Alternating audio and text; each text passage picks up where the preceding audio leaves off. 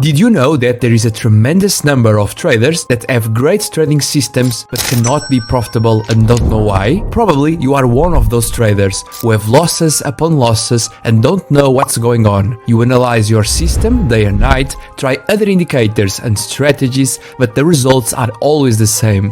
You cannot beat the market. However, there is a small detail that goes unnoticed and is often overlooked: your risk management, which in 99% of the time is the reason for your failure. But don't worry, because in this video I will share not only a good risk management strategy for beginners, but also something that no one tells you about risk management.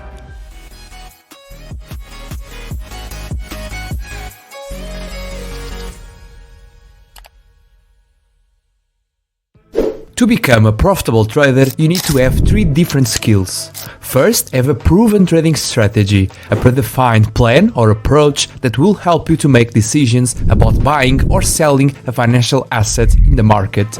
And it doesn't matter if it is by using technical analysis, a system of indicators, or even a fundamental type of analysis. What matters is that you need to have a well-defined set of rules that help you in taking your trading decisions. And this first skill makes 10% of a good trader. Then you need to have a well-established and robust risk management system that not only guides you in the placement of stop losses and take profits, but also allows you to get the most profit out of a trade while maintaining a low associated risk, sustaining long-term success in trading. And this skill makes about 30% of a great trader. Finally, the most important skill, which makes up about 60% of a profitable trader, is trading psychology, which involves understanding and managing emotions such as fear and greed, which can often lead to irrational trading behavior and poor decision making. And so, to become a profitable trader, you need to have control over these 3 skills.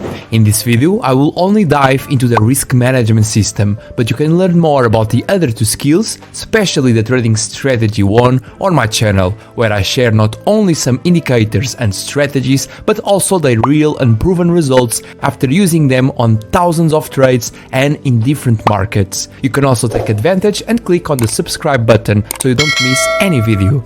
So, risk management involves trading aspects such as placing stop losses and take profits, managing open trades, choosing the appropriate risk to use per position, and also applying risk diversification methods. Let's address them one by one, starting with placing stop losses and take profits. First, I will clearly state that you should always use a stop loss, because only then you will be able to be sure that in the worst case scenario you will only lose what you are willing to lose. With this present, the next question arises: where am I going to place my stop loss? There are 2 very popular methods that everyone probably uses, either based on a fixed number of pips or based on the last swing low or high. However, although they seem like they are the best options, they are not. And I will show you why before telling you the best way to do it. Regarding placing a stop loss based on a fixed number of pips, this method would work if the market conditions were always the same, but this is not the case. Any market has days when it is more volatile and others when it's less. For those who don't know, volatility in trading refers to the degree of fluctuation in the price of an asset over a certain period of time. High volatility indicates that prices can change rapidly and dramatically, while low volatility suggests more stable and lower price movements. As such, a certain fixed number of pips may fit well into a specific trading day, but then it may be too short on days of higher volatility or too long on days of lower volatility, and this is something that will increase our long-term losses. Regarding the use of last swing lows or highs to place stop losses, despite being a better method than the previous one, it continues to present some drawbacks. In a perfect market, or in any video we watch on YouTube, the examples given are always simple. Here we have a last swing low and here we have a last swing high. The problem is that in live market conditions, this association can be subjective and therefore difficult to do, especially for beginner traders. It is not a method that is objective and automatic. It involves our human analysis. As such, I don't advise it either, as it will constantly create uncertainties and therefore affect your emotional side. However, you have a simple, efficient and objective method which automatically adapts your stop losses values to market volatility, ensuring that you always have them placed in the best possible place and without having to think about it. I present you the ATR indicator, which stands for average to range, a technical indicator used in trading to measure the volatility of an asset. It calculates the average range between the high and low prices of an asset over a specific period, typically 14 days by default. A higher ATR value indicates greater volatility, while a lower value suggests lower volatility.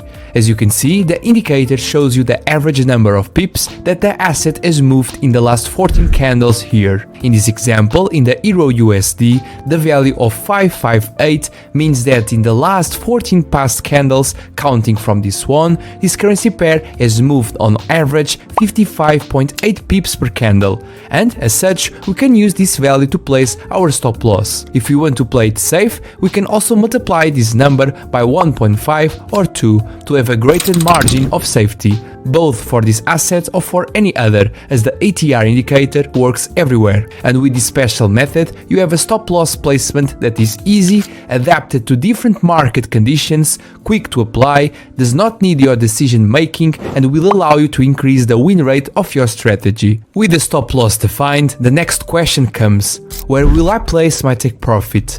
Again, the most common method is to use a fixed risk-to-reward ratio, such as 1 to 1.5, where we risk, for example, $100 if the price touches our stop loss, to gain $150 if the price reaches our take profit. However, once again, this method has a big weakness. As we have already discovered, market volatility is never the same.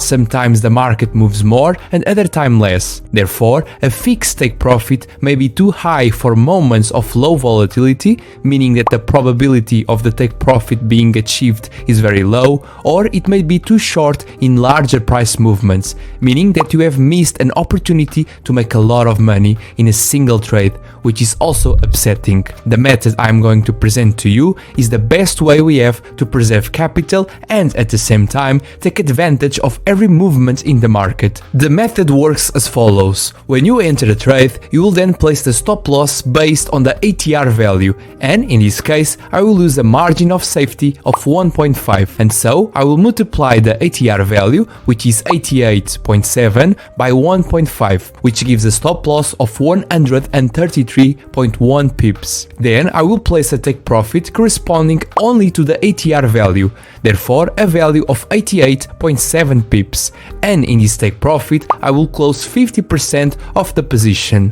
For example, one lot if I entered in the position with 2 lots, and placed a stop loss on the entry point, thus ensuring a small profit that covers expenses and, most importantly, protecting my trade, as now my risk is 0. I no longer lose anything. From now on, I will use a trailing stop loss system for the last one lot of my trade. A trailing stop loss is a dynamic risk management tool used to protect profits while allowing for potential further gains. Unlike a traditional stop loss, which remains at a fixed price level, a trailing stop loss adjusts its price level as the market moves in favor of the trade. In this case, if the price moves in the wanted direction, the trailing stop loss moves accordingly, maintaining a set distance equal to the initial stop loss value, in this case 133.1, below the highest closing price reached since the position was opened, and it will be updated until the price reaches it and the position is closed. In this example, the position will be closed in the zone equivalent to a risk-to-reward ratio of almost 1 to 2.7, much better than 1 to 1.5, and as you can see, we would exit at the best time as the price then had a pullback. This method allows you to lock in profits and limit potential losses, while also giving the trade room to continue to grow if the market continues in the trade's favor. Of course, at certain times we won't make as much profit, but the most important thing is that with this method we can take advantage of what the market has to offer. And again, this is a simple process to control, as we just have to measure the stop loss trailing distance, check what the value is, and update it in our trade. this takes brief seconds, as you can see. As such, we have already seen the best method to place our stop losses. We have now also seen the best way to manage a trade and close profits, but we still need to talk about the risk per trade. Usually, trades use a 2 to 3% risk per trade, which in theory is not wrong. However, each case is different and this value is inherent to the strategy. In a riskier strategy, 2% may be a lot, but in a more conservative strategy, it may be fine to use a little more. Or if, for example, you want to apply for a prop firm that has a max drawdown value of 5%, then 2% is certainly a lot. And so, how should you define your risk per trade? Very simple, you just have to analyze your strategy based on your technical strategy and risk management system, testing it on different assets and scenarios so you can find the average drawdown it gives. And then, based on that metric, you can define your risk. In this example, by using a 2% risk per trade, the average drawdown of this strategy is 20%. But let's imagine that I only want to have an average drawdown of about 5%. For that, I need to lower my risk to 0.5%, and therefore, to choose my risk, I need to analyze and test my strategy. If you want to know more about the best way to test strategies and indicators, you can watch this video that I recently published on my channel. And of course, the more assets you use when applying a strategy, the more risk diversification you will have in your trading. And that's it. I hope that with this video, I was able to teach you some new risk management methods, and I challenge you to test them because for sure that they will improve your strategy. If you want to speed up this process or have my help, you can check my offers on my Patreon page or my website algotradepro.org. Also, don't forget to subscribe and like this video. Be well, thank you, and bye bye.